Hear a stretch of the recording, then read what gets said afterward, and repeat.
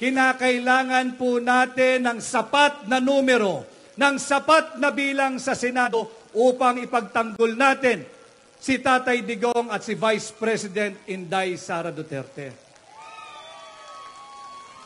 At higit sa lahat, kinakailangan po namin kayong ipagtanggol sapagkat nanganganib ang ating demokrasya sa ilalim ng Marcos administration.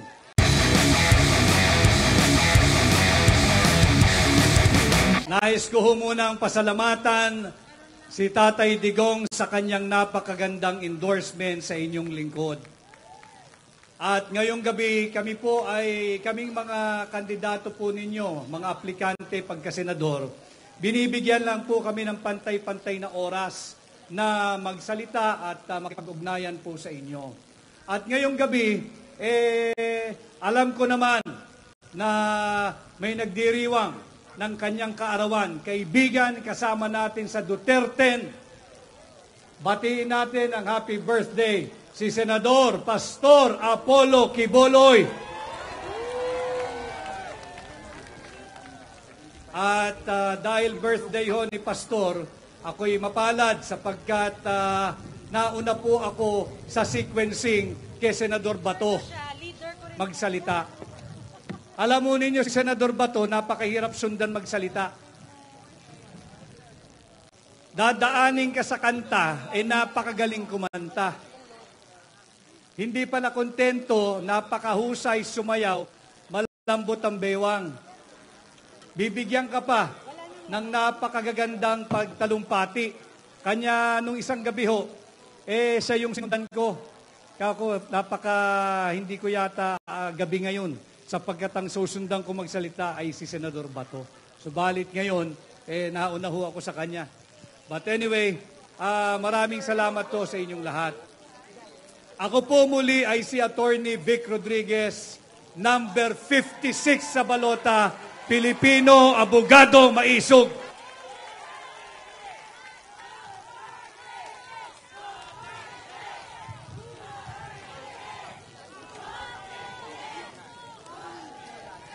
Alam mo ninyo, malapit na ang May 12, 2025. Malapit na ang halalan.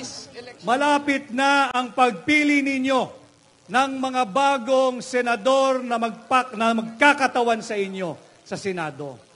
At sana ho ay maintindihan nating lahat, maunawaan natin lahat what is at stake for you, for me, for your family, for our country, and for the Filipino people this midterm election.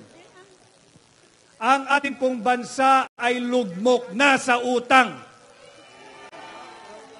Ang administrasyon ni Bongbong Marcos, wala pang 3 taon, 4.1 trillion pesos na ang utang. Saan nila linalagay yung pera ninyo? Pera nyo yan. Linalagay nila sa ayuda, tama po kayo. Linalagay nila sa AKAP, linalagay nila sa AIX. Kanya ngayong gabi, ako po'y may mga bagay na ipapakausap sa inyo. Unang-una, pag may nagbigay po ng AKAP at AIX o anumang ayuda, pakiusap ko, kunin po ninyo. Pakiusap ko, kunin ninyo yung AKAP, yung AIX o kung anong ayuda. Sapagkat yan ay pera ninyo. At sa pagkuha ninyo ng pera ninyo, huwag kayong tatanaw ng utang na loob dyan sa mga tiwaling politiko.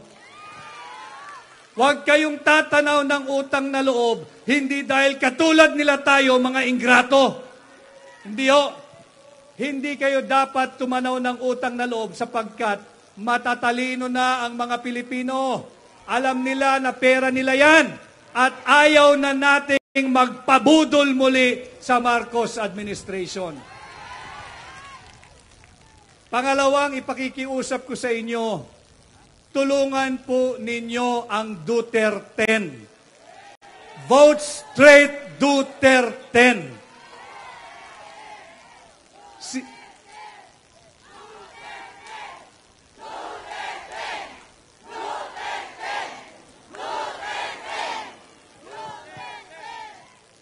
Sino ho ba ang nais nating patuloy ipagtanggol si Tatay Digong? Pakitaas ang kamay.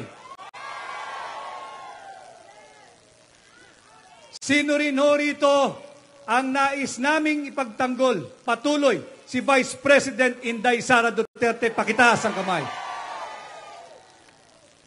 Malinaw, nagkakaintindihan tayo ngayong gabi.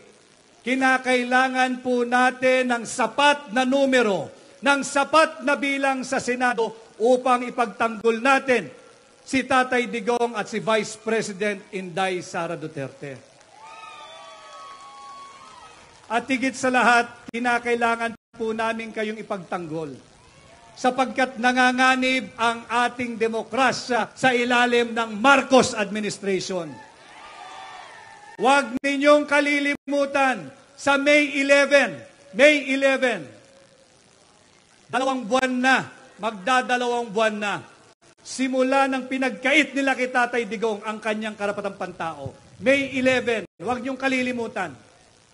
Bago mag-May 12, alalahanin ninyo si Tatay Digong. Alalahanin ninyo kung paano siya pinagkanulo ng Marcos administration sa kamay ng mga banyaga.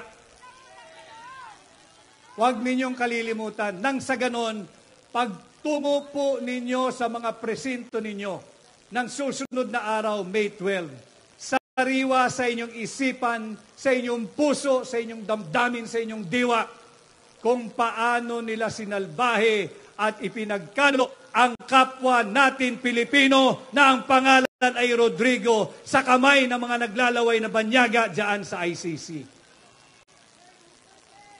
Ganon din ho, si Vice President Inday Sara, itong pinakahuling survey, 59% ng Pilipino ang nagsabi, approve kami kay Sara Duterte. Hindi po natigil dyan. Higit na mataas. 61% ng mga Pilipino nagsabi, tiwala at panatag ang loob namin sa pagkatao at liderato ni Inday Sara Duterte.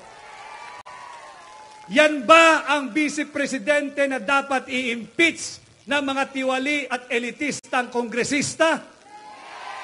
Kinakailangan namin ng tulong ninyo. Kinakailangan natin ng sapat na bilang at numero sa Senado. At dito naman ho, mga kababayan, huwag ninyong kalilimutan yung mga tiwaling kongresista na pumirma diyan sa illegal na impeachment complaint laban kay Vice President Inday Sara Duterte. Huwag ninyong kalilimutan ang kanilang mga pangalan. Hindi lamang dito sa Iloilo, kundi sa buong Pilipinas. Sisantehin nyo na po sila pagdating ng May 12, 2025. Huwag na natin silang ibalik sa Kongreso. Maglagay na kayo ng bagong kinatawan sa Kongreso. Kilalanin ninyo ang mga kongresistang pumirma diyan sa huwad na impeachment complaint laban kay Vice President Inday Sara Duterte at sisantehin na natin sila, wag nang muling ibalik sa Kongreso. At muli ho, iisa-isahin ko ho yung Duterte, wag po ninyong kalilimutan, Senador Doc Richard Mata. Wag din ho natin kalilimutan, si Attorney Senador Raul Lambino. Ang sinundan ko ho, napakahusay din na abogado, Senador Attorney J.V. Hinlo. Nakasama ko kanina sa airport, Senador Jimmy Bondoc.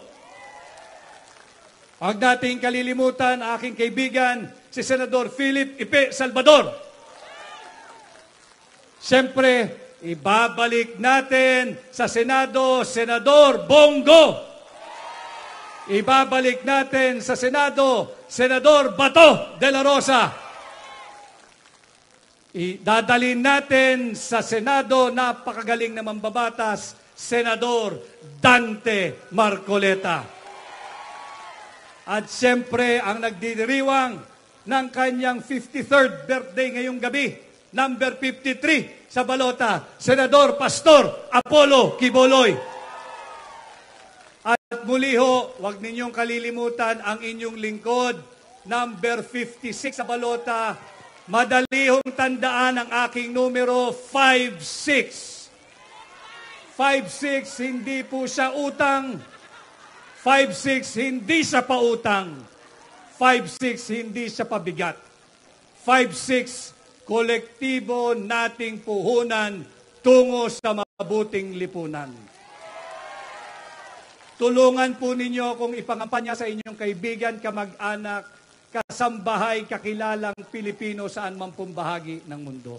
Muli ho, ako po ay si Attorney Vic Rodriguez, Senador ninyo, Pilipino, abogado, maisog. Maraming salamat at magandang gabi po sa ating lahat.